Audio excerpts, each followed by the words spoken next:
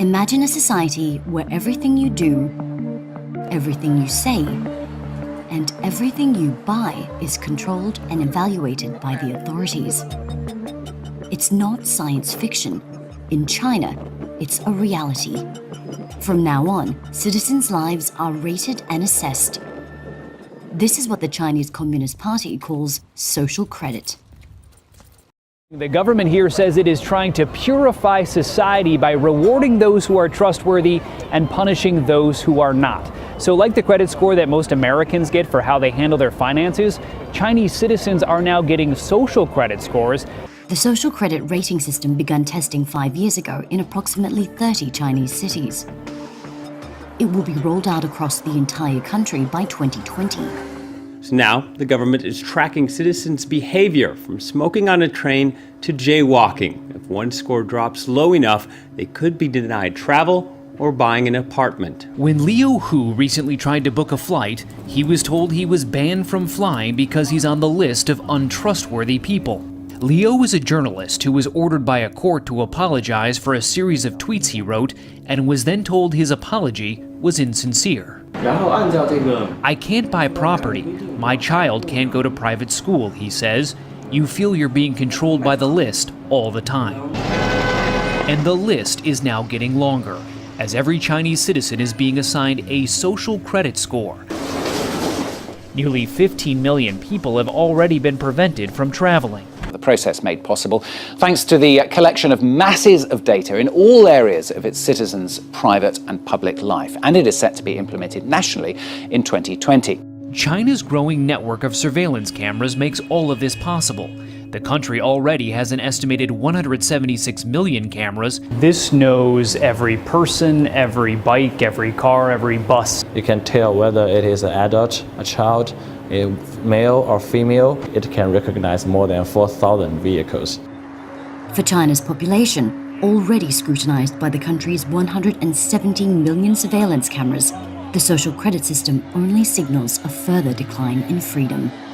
How far into people's daily mundane activities does this go? Well, I think that the government and the people running the plan would like to go as deeply as possible to determine how to allocate benefits and also how to impact and shape their behavior.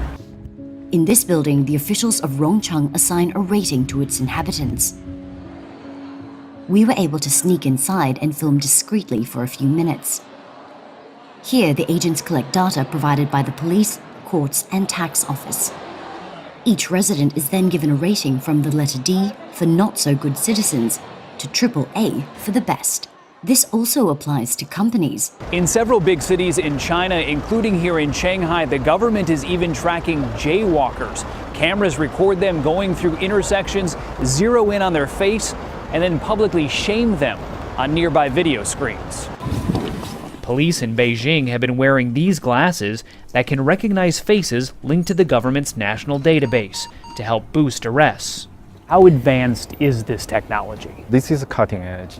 Wu Fei is CEO of a company that makes the glasses. He claims he doesn't know how the government intends to use his technology.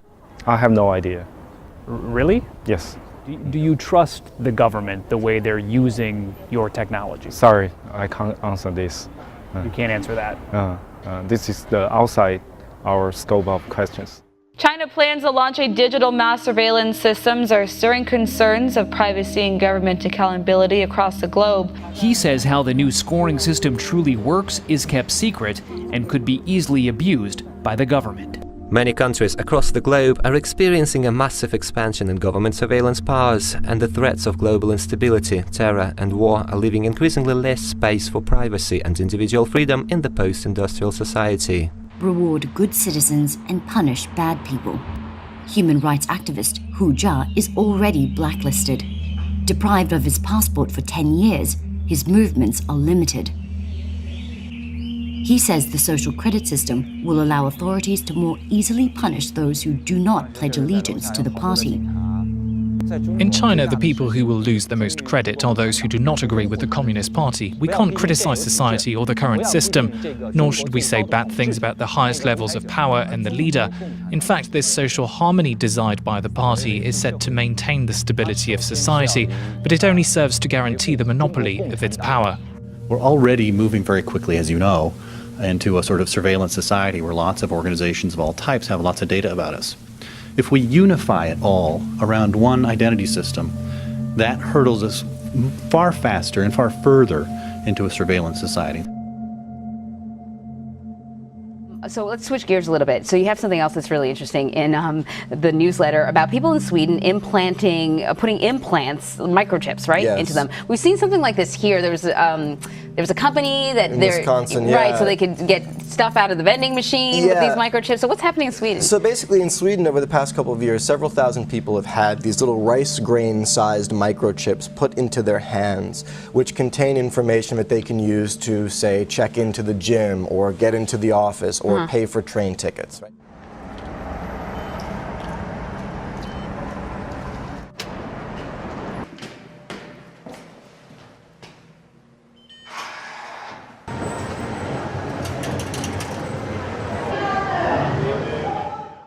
On the one hand, everyone can appreciate that that's convenient, right? How many times have you been looking for your key fob at the gym or can't remember your password for something?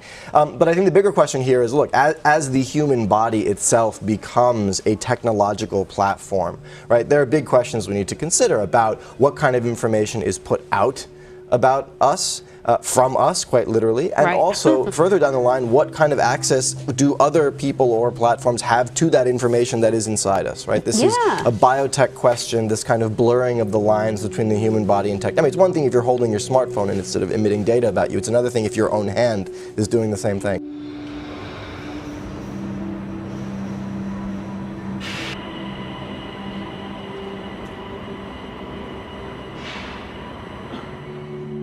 You know, we'll see. This is 3,000 people. This is a small experiment. It's been developing over the past several years. But as the information that these microchips contains gets more elaborate and more detailed, people may start to change their mind.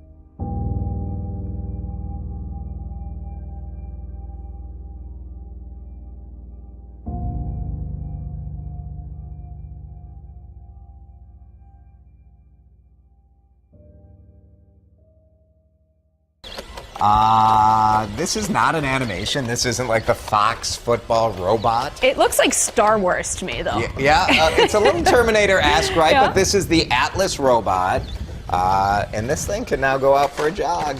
Look at that backflip. I mean, you've got to be in pretty good shape if you want to outrun that thing or outflip it. Pretty good. So Boston Dynamics robot can now jog, do flips, and open doors. You know what's amazing? Is it over for us? Are we done as a human race? I'm pro-science. I am pro-technology. I can't think of the scenario where you need a robot to run. Or do a backflip. Let's just assume that it can. I don't think that's the function of the It's robot. amazing what this robot could do a year ago. It's not even close to what it can do. So only imagine what it's going to be able to do a year from now. This is how it starts. Like they learn. We want First robots. They'll take care of our kids someday. Now, if that is a possibility for us, the robot nanny. The robot nanny, I'm all in. New at 6, another futuristic innovation may be taking shape in a secret Silicon Valley site. An Amazon research facility in Sunnyvale reportedly has a secret mission involving robots. To give you an idea of just how sensitive Amazon is about their lab, as we were shooting video on the public sidewalk, teams of security guards said we couldn't point our cameras at their property and called Sunnyvale police claiming we were trespassing. Just so you know, he's filming audio and video too. Awesome. After consulting city zoning maps, Sunnyvale PD said it was indeed public property and allowed us to stay. Cool, thank you. Cool. Thank you. Appreciate it. Bloomberg put out a report early this morning titled, "Amazon has a top secret plan to build home robots." Citing unnamed sources, they say the project has been dubbed Vesta, after the Roman goddess of hearth, home, and family. There are a lot of unknowns. Will it talk? What will it look like? And what will it be able to do? Chloe, am I ready on my washer and cycle? Remember Chloe from LG, the doomed home robot demo at the Consumer Electronics Show earlier this year? It went silent in front of a huge crowd. Chloe, what's for dinner tonight? It's a glaring example of how the technology is still in its early days. We're becoming aware of how much data we give away without even realizing it. Our habits online can say a lot about our personalities, but when we're out and about, what does our behaviour in the real world say about us? Well, in the UK, we're all getting used to the fact that we're being filmed by CCTV a lot of the time, but although a human can tell a lot about a person just by looking at video footage, that is a really hard job for a computer to do. That said, this system is having a pretty good guess at who it's looking at right now.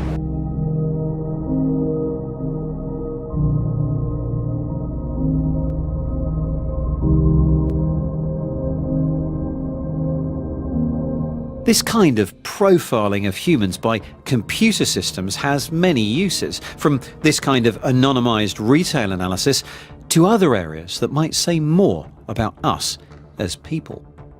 One of the more controversial uses for AI is in policing. Peterlee Police Station in County Durham, the early hours of the morning. The man pictured here in the station's CCTV, let's call him Steve, has been arrested for possession of heroin. Arrest is on suspicion of possession of a controlled substance. Here in Durham, the police are trialling AI software which could help make decisions about suspects being held in custody. Leave your shoes there and we'll just do a quick search. After Steve's been processed, the custody sergeant will enter his details into a system called the Harm Assessment Risk Tool, or HART for short. It's an artificial intelligence tool designed to help custody sergeants make decisions about what to do with a suspect. And this allows us to target the people in terms of our interventions that we've developed to make sure that they don't commit crime in the future. Everybody that I've spoken to who works with the HART project is very keen to stress that the information that it provides is advisory only and that a human custody sergeant makes all final decisions. But the use of this technology in general is for some people a cause for concern. This kind of artificial intelligence system in policing relies on big data, and that means that people's privacy is at risk, and it risks us moving more towards a surveillance state. But it also risks discrimination because patterns that exist in data already risk being perpetuated and repeated, and there's very little accountability over it. And it's this data that privacy campaigners find troubling. Experience data profiles individuals based on their postcode, their household, and even down to an individual level. And some of these kind of profile stereotypes include terms like disconnected youth, Asian heritage, dependent greys, and people are sorted into these categories. Now, that's bad enough. When that kind of profiling is being used to make decisions about freedom and justice in the UK, I think we really need to just put the brakes on and say, why are we doing this? It's been revealed that the US National Security Agency collected over 500 million phone records of US citizens last year. That's over triple the number of 2016. And that is despite a new law limiting the spy agency's powers. The US Freedom Act bans the bulk collection of phone records and internet metadata, whilst also limiting government data collection to what is, quote, reasonably practicable. It does, however, permit the gathering of phone and text logs when a link to terrorism is proven. The recent increase in records collected comes in stark contrast to the concerns expressed last year by President Donald Trump. I think that is a very big surveillance of our citizens. I think that's a very big topic, and it's a topic that should be number one, and we should find out what the hell is going on.